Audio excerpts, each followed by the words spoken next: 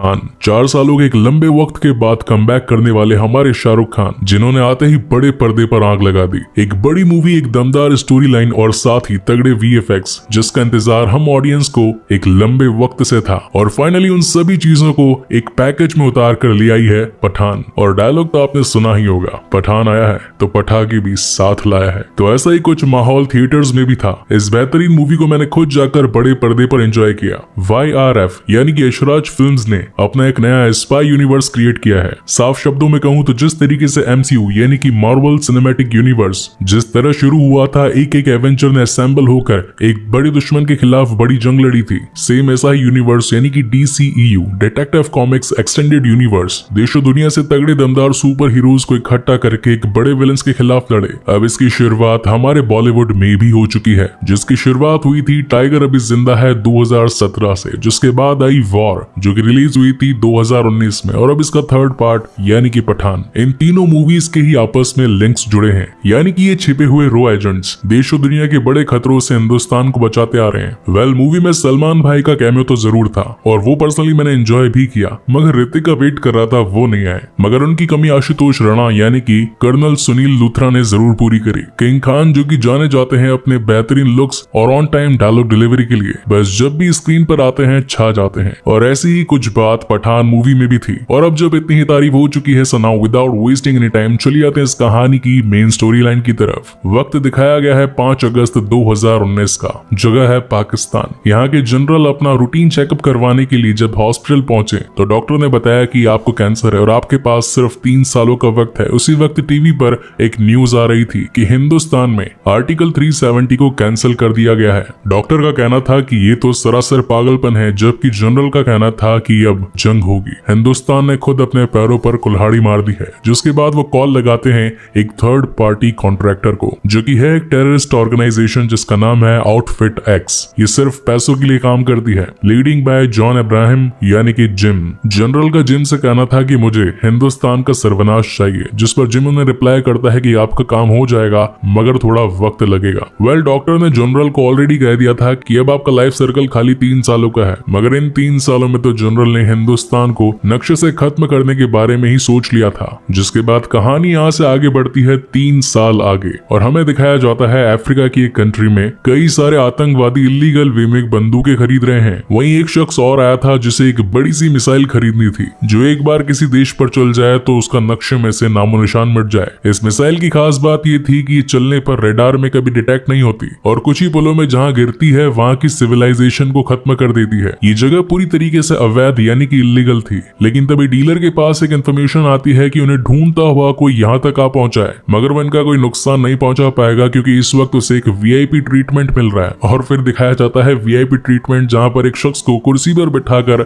बहुत ही बुरी तरीके से उसकी धुलाई पिटाई करी जा रही थी, मगर काफी मुक्के और लात घूंसे खा लेने के बावजूद भी वो टस से मस नहीं होता और अपने सिर्फ एक सवाल पर अटका था। और यही धांसू एंट्री होती है none other than king Khan Shahrukh Khan की। बोले तो पठान। डीलर के पास आया शख्स भी उससे पूछने लगता है कि आखिर पठान तुम जिंदा कैसे बचे, तुम्हें तो आज से 2 साल पहले जिम ने मरवा दिया था। लेकिन ये सब तो पठान की एक चाल थी, उसने ऑलरेडी रस्सी से अपने हाथों को खोल लिया था और वहाँ मौजूद गुंडों को खत्म करके उस बंदे से एक ही सवाल था कि रुबई कहाँ पर है। वेल, अब 4 सालों के बाद इतनी शानदार मूवी आई है तो फाइट एंड एक्शन होना तो लाजमी था। तो यहाँ पर काफी सारी गोलियां चलती हैं, हेलीकॉप्टर में लगी मशीन गन से पूरी जगह की ऐसी की तैसी कर दी जाती है और यहाँ से हमारे पठान मियाँ उस बंदे को अपने साथ लेकर उड़ जाते हैं। जिसके बाद सीन शिफ्ट होता है न्यू दिल्ली में, जहाँ हमें यहाँ की ऑपरेशन लीड को दिखाया जाता है। वेल, नाम तो डिम्पल कपाड़िया है, लेकिन पूरी फिल्म में इन्हें मैम के अलावा और कुछ नहीं कहा गया है। यहाँ तक कि विकिपीडिया और कास्ट भी मैंने चेक करी तो इस मैम ही नाम लिखा रहा है, तो मैम से काम चला लीजिएगा। इनके सैटेलाइट डिटेक्टर से इन्हें पता चलता है कि इन्हें रुबई मिल गई है फ्रांस के एक रेलवे स्टेशन पे।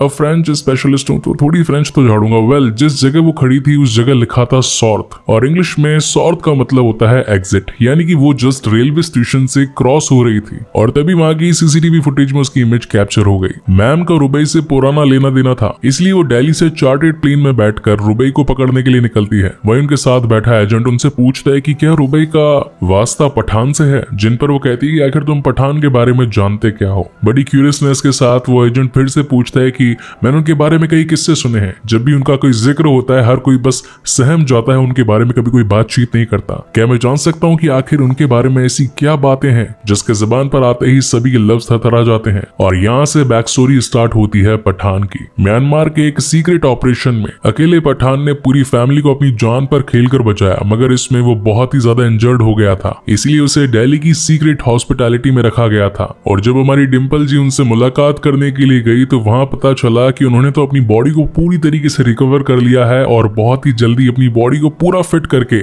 एक नए मिशन की ओर लग चुका है, जिसका नाम था जोकर, यानी कि joint operations and covert research. Pathan का मानना था कि हमारा हिंदुस्तान आए दिन नए नए खतरों से घिरा रहता है। इसी के साथ हमारे कुछ ऐसे जवान भी हैं जिन्हें की अंडर एस्टिमेट किया गया है। अगर मैं उन सभी की टीम बना लूं तो हम सभी सीक्रेटली उन सभी का खात्मा कर पाएंगे। मगर कापाड़िया जी का कहना था कि इस काम के लिए मुझे न जाने कितनी सारी परमिशंस की जरूरत पड़ेगी, क्या तुम इस बारे में सोच भी सकते हो? और वैसे भी अब तो उनके रिटायरमेंट के दिन आ चुके थे, लेकिन पठान कहता है कि देश के लिए करना एक सैनिक का असली कर्तव्य होता है। और फाइनली कापाड़िया जी मान जाती है, जिसके बाद हमें वहाँ की एक सीक्रेट फैसिलिटी दिखाई जाती है जिसमें जोकर टीम को असेंबल किया जाता है। वहीं पर एंट्री होती है आशुतोष राणा जी की, यानी कि वॉर मूवी से सुनील लूथरा जी की। उनका मानना था कि ये टीम वेस्ट ऑफ टाइम है, ये सिर्फ अंडों से निकले छिलके हैं, इन्हें तो अभी तक ये भी नहीं पता कि असली मिशन में किन किन प्रॉब्लम्स का सामना करना पड़ता है। जबकि पठान और उसकी टीम उन्हें विश्वास दिलाती है कि हम जिस काम के लिए निकले हैं उस काम से सिर्फ और सिर्फ देश की भलाई ही होगी। हमारे गुप्त सूत्रों के अकॉर्डिंग हमें ये पता चला है कि दुबई में प्रेसिडेंट की एक स्पीच होने वाली है जहाँ पर हमारे देश के कुछ साइंटिस्ट भी आने वाले हैं, मगर उनकी जान को खतरा है। तो मैं चाहता हूँ कि आप पुलिस एक्टिविटी को और ज्यादा अलर्ट कर दीजिए और मैं और मेरी टीम बाकी आने वाले खतरों को संभाल लेगी। और फिर हाई बजट वाली मूवी के हाई बजट प्लेसेस को दिखाया जाता है, यानी कि दुबई की शूटिंग, बड़ी बढ़िया गाड़ियां, लंबी बिल्डिंग्स और काफी सारी पुलिस सिक्योरिटी के बीच से गुजरते हुए हमारे प्रेसिडेंट। लेकिन तभी पठान को क्लिक होता है कि ये सब कुछ हमारा ध्यान भटकाने के लिए था। उन टेररिस्ट ऑर्गेनाइजेशन का मेन एम प्रेसिडेंट को नुकसान पहुंचाना नहीं, बल्कि उन दो साइंटिस्ट को वहां से ले जाना है। जब तक ये बात पुलिस तक स्प्रेड होती और सभी अपनी पोजीशन को ले पाते, मगर तब तक दूसरी तरफ जॉन अब्राहम उर्फ जिम पहुंच चुका था अपने बजूका को लेकर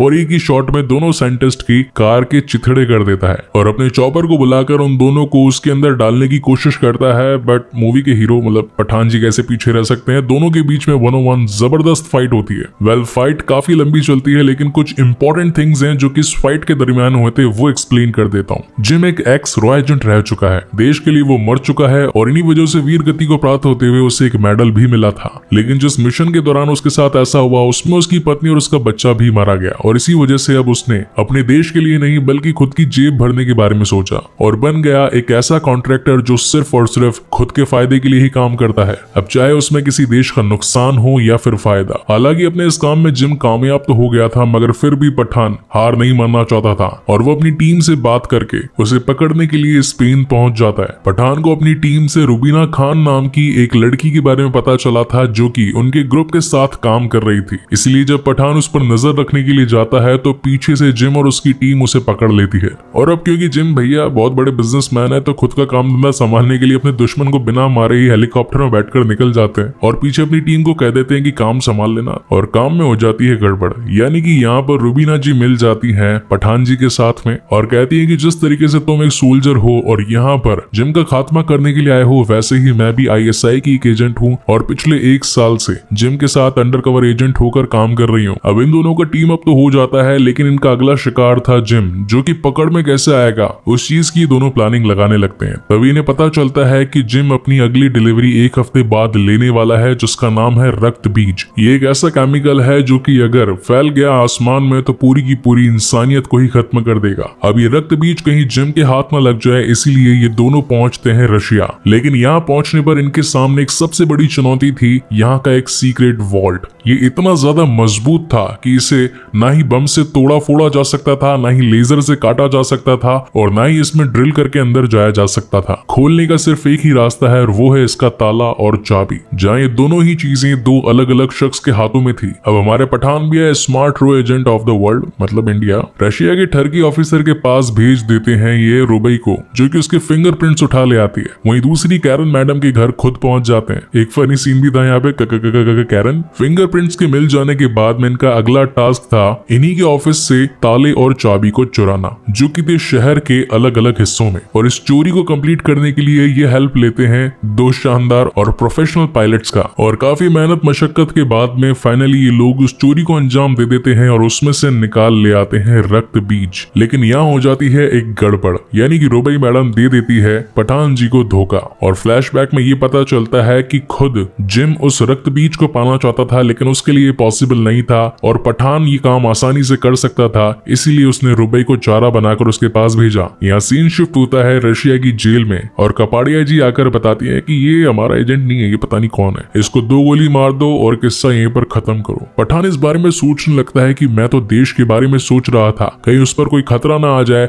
उसे रोकने के बारे में सोच रहा था और आज मेरी ही लाइफ की कोई वैल्यू नहीं। जिसके बाद उसे मेन जेल में ट्रांसफर करने के ऑर्डर्स आ जाते हैं। मगर रशिया हिंदुस्तानी या फिर कोई और भी जासूस अपने देश के खिलाफ बर्दाश्त तो नहीं करना चाहता था, इसलिए ट्रेन में जाते जाते उस पर कई सारे गुंडों के हमले करवा दिए जाते हैं। पठान जी खूब धुलते हैं। फिर आता है एक दमदार कैमियो। बोले तो सलमान भाई, अब 2 बड़े सुपर हीरो हैं तो सुपर फाइट होनी तो बनती है। 15-20 मिनट लंबी CGI वाली फाइट चलती है और यहाँ से हम ऑडियंस को पता चलता है कि ये है टाइगर अभी जिंदा है कि मेन लीड टाइगर, जो कि फाइट को खत्म करने के बाद सबको फोड़ फाड़ देने के बाद में जाते जाते पठान जी से कहकर जाते हैं कि मरना मत, मेरा एक और बड़ा मिशन है, वहां तेरी जरूरत पड़ेगी तो आना जरूर। एक पेन किलर खुद खाते हैं, एक पठान जी को देते हैं और वहां से निकल लेते हैं। कहानी वापस से इंडिया में आती है और यहाँ पर डिम्पल कपाड़िया जी पहुंच चुकी होती है पठान के पास में रुबई का फोटो लेकर और बताती है कि हमने इसे फ्रांस में डिटेक्ट किया है। और पठान जी को तो ऑलरेडी रुबई पर गुस्सा था, तो वो पहुंच जाते हैं सीधा फ्रांस और वहां पहुंचकर उसे गन पॉइंट कर लेते हैं, जहां पर रुबीना खान का कन्फेशन स्टार्ट होता है। बेसिकली उसके मन में उसकी देशभक्ति जाग चुकी थी। जिम जिस काम के लिए उस रक्त बीज का इस्तेमाल करने वाला था, उससे कई सारे मासूमों की जान जाने वाली थी और ये बात पहले रुबई को नहीं पता थी। और जब उसे बात पता चली तो उसका मन बदल गया और फाइनली उसने पठान के साथ टीम अप कर लिया। इस बीच हमें इन दोनों एजेंट्स की एक बैक स्टोरी भी दिखाई जाती है, जहां पठान बताता है कि आज से कई सालों पहले अफगानिस्तान में एक टेररिस्ट को मारने के लिए उसके मोबाइल में GPS लोकेशन को लॉक कर दिया गया और एक मिसाइल को छोड़ दिया गया। लेकिन बाद में पता चला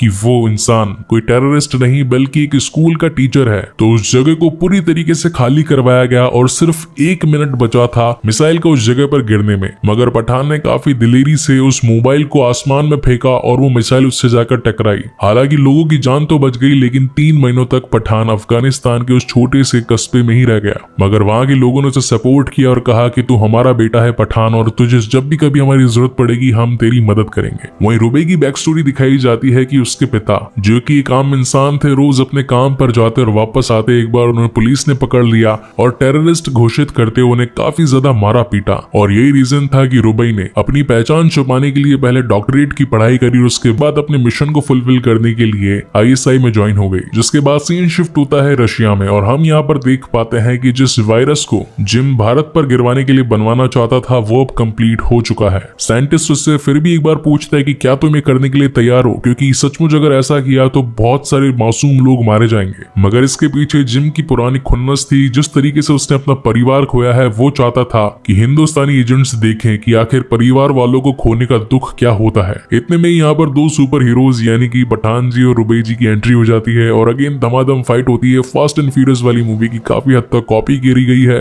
बर्फ में चेस सीक्वेंस, लंबी चौड़ी गन फाइट और इसी के साथ अच्छे वाले CGI। पूरी लड़ाई का कंक्लूजन ये निकलता है कि उसके पास में 2 ऑर्ब्स थे। ऑर्ब यानी कि जिसके अंदर वायरस भरा होता है, गोले। एक तो जिम भैया यानी कि जॉन इब्राहिम ले जाते हैं और दूसरे पठान जी के पास में आ जाते हैं। और जब पठान जी लैब में उस ऑर्ब को खुलवा कर ये चेक करवाते हैं कि आखिर वायरस को किस तरीके से डिसलोकेट किया जाए, तो पता चलता है कि उस गोले में तो सिर्फ और सिर्फ पानी भरा था। इतने में ही यहाँ पर जिम भैया का वीडियो कॉल आता है और वो बताता है कि इस ऑर्ब को टोटल 3 लेयर्स में बनाया गया था। नंबर 1 लेयर को क्रैक करते ही नैनो पार्टिकल्स में ये वायरस था, जो कि उस ऑर्ब के खुलते ही वहां के एनवायरनमेंट में फैल गया। नंबर 2 पर एक ओपन एयर वैक्यूम था, जो कि इसे दूर तक स्प्रेड करने में मदद करता है। और नंबर 3 पर सिर्फ और सिर्फ पानी था, ताकि जब आप मरो तो इस पानी को पीकर मर जाना। इसी के साथ जिम उस वायरस के फैल जाने के बाद में इंसान के शरीर में होने वाले दर्द को भी मापता है। यानी कि अगर पेन को स्केल किया जाए 0 से लेके 10 तक, तो इस वायरस को अगर शरीर में इंजेक्ट कर दिया जाए तो उस इंसान को स्केल 13 या 14 का पेन होगा। उन सभी साइंटिस्ट में मैम यानी कि डिम्पल जी भी शामिल थी और धीरे धीरे करके उनके सूट्स, उनकी बॉडी पर भी उस वायरस का इफेक्ट होने लगा था। रक्त बीज से निकले इस वायरस का नाम था स्मॉल पॉक्स। हालांकि काफी सालों पहले फैले इस बड़ी सी महामारी ने हजारों करोड़ों लोगों की लाशें बिछा दी थी, मगर अब हर देश के पास में इस स्मॉल पॉक्स का इलाज था। लेकिन जिम भैया इतने बुद्धू थोड़ी नहीं थे। पिछले 2 साल से उन्होंने जिस साइंटिस्ट को इस काम पर लगा रखा था। उसका काम था इस वायरस को म्यूटेट करना। ये वायरस जहां पर भी गिरता सिर्फ 3 घंटों में ही अपने पेशेंट को इन्फेक्ट करके उसकी जान ले लेता। यानी कि अगर ये किसी शहर में गिरा और कोई इंसान अगर उस शहर से 3 घंटे से पहले बाहर नहीं निकल पाया तो यानी कि वो बीमारी उस पूरे शहर को खत्म कर देगी। और अब क्योंकि इस लैब के इस बड़े से ग्लास कंटेनर में ही ये वायरस अवेलेबल था तो यहाँ के साइंटिस्ट अपने आप को कुर्बान कर देने के लिए तैयार थे ताकि ये वायरस और बाकी जगह फैलकर बाकी लोगों को इन्फेक्ट ना करे। और यहाँ से आती है कहानी प्रेजेंट टाइम में, यानी कि जिस शख्स को पठान शुरुआत में हेलीकॉप्टर से लेकर भागा था उसकी धुलाई पिटाई करी जाती है और पूछा जाता है कि अब बता जिम अपने वायरस और मिसाइल का इस्तेमाल कौन से देश में कौन सी जगह पर करने वाला है। हालांकि बंदे को ये तो नहीं पता था कि वो मिसाइल किस जगह पर गिरने वाली है, मगर उसे ये पता था कि उसे लॉन्च कहां से करने वाले हैं। वो जगह थी अफगानिस्तान। इसीलिए पठान मियां अपनी टीम के साथ पहुंच जाते हैं अफगानिस्तान बड़ी ही शानदार एंट्री के साथ। बेसिकली इस वक्त लाहौर के कमांडर जिन्होंने आज से 3 साल पहले हिंदुस्तान को खत्म करने का सौदा किया था वो आज अपनी डिलीवरी लेने के लिए आए थे इस रक्त बीज वायरस की। लेकिन इस वायरस के कुछ इन्फेक्टेड मरीज अफगानिस्तान के एक छोटे से शहर में मिले तो जनरल कमांडर गुस्सा हो गए कि तुमने तो कहा था कि ये सिर्फ मुझे मिलेगा तो आखिर ये कोई और यूज कैसे कर सकता है। तो जिम भैया अपने कुछ सैनिक वहां पर भिजवाते हैं, चेक करवाते हैं कि भाई क्या दिक्कत हो गई, मेरे यूज करने से पहले ये वायरस किसने यूज कर लिया। लेकिन ये सब कुछ पठान की एक चाल थी। ये वो शहर था जिसकी उसने आज से कई सालों पहले मदद करी थी। ये लोग उसके परिवार थे और इन्हीं सभी बातों का फायदा उठाकर पठान मियां ने उन आने वाले सैनिकों के कपड़े पहनकर खुद ही जिम को पकड़ लिया। अब एक्शन मूवी है तो अगेन धुलाई पिटाई, और इस बार तो दीपिका पादुकोण यानी कि रुबी जी भी कैसे पीछे रह सकती थी। तो केजीएफ के रॉकी बनकर बड़ी वाली मशीन गन को उठाकर धड़ धड़ करके पूरी जगह की ऐसी की तैसी कर देती है। लेकिन जिम मॉरिसन मतलब जॉन इब्राहिम उनके गेम के अगले पत्ते क्या होने वाले हैं ये किसी को भी पता नहीं होता था। इस वक्त जो सबसे बड़ा वायरस था वो उस मिसाइल में था ही नहीं। जिम ने उस वायरस को ऑलरेडी दिल्ली जाने वाली एक फ्लाइट में छिपा दिया था और उस वायरस का रिमोट कंट्रोल अपने कंधे पर लगा लिया था। अब जहां एक तरफ पठान की टीम उस बड़ी सी मिसाइल को रोकने की कोशिश कर रही थी, वहीं दूसरी ओर पठान यहाँ पर जिम का सामना कर रहा था। दोनों के बीच वापस से मस्त फाइट होती है। मीनवाइल दिल्ली में लैंड होने वाली फ्लाइट आने वाली थी और वक्त बचा था सिर्फ 2 सेकंड, यानी कि अगर टाइम खत्म हो तो वायरस पूरी की पूरे प्लेन में फैल जाता और जिन लोगों में फैलता वो आकर बाकी लोगों को भी इन्फेक्टेड कर देते, जिससे पूरा का पूरा शहर कुछ ही घंटों में खत्म हो जाता। अब जैसे कि एंड गेम में डॉक्टर स्ट्रेंज टोनी स्टार को कहते हैं कि यही आखिरी मौका है, तो वैसे ही लूथर जी हमारे पठान को कहते हैं कि यही आखिरी मौका है, तो वो भी बिल्कुल चक्कू की नोक पर घुस जाते हैं और उस बटन को दबाने से पहले रोक देते हैं। और इसी के साथ एक बड़ा हादसा टल जाता है, यानी कि जो लोग उस वायरस से इन्फेक्ट होने वाले थे उन सभी की जानें बच जाती है और पठान जी अपना आखिरी दुश्मन को भी खत्म कर देते हैं, मगर जाने से पहले उसकी वीर गति वाला मेडल रख लेते हैं, जिसकी असली हकदार और कोई नहीं बल्कि उनकी मैम डिम्पल कपाड़िया जी थी, जिनका असली नाम या फिर उनकी डेजिग्नेशन पता नहीं चली मूवी में। अगर आप लोगों को पता चली हो तो प्लीज कमेंट सेक्शन में जरूर बताइएगा।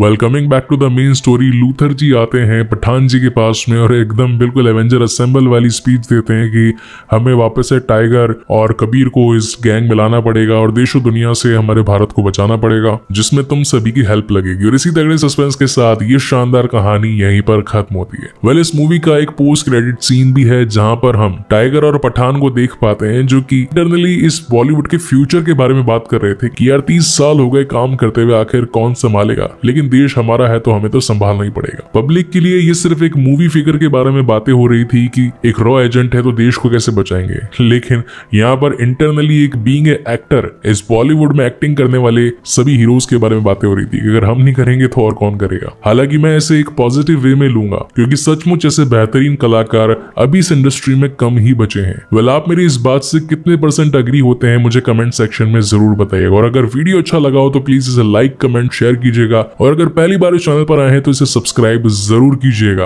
क्योंकि इसी तरीके की बेहतरीन मूवीज मैं आप लोगों के लिए लाता रहता हूँ। सो तब तक के लिए keep watching and stay safe. मिलते हैं अगले वीडियो में।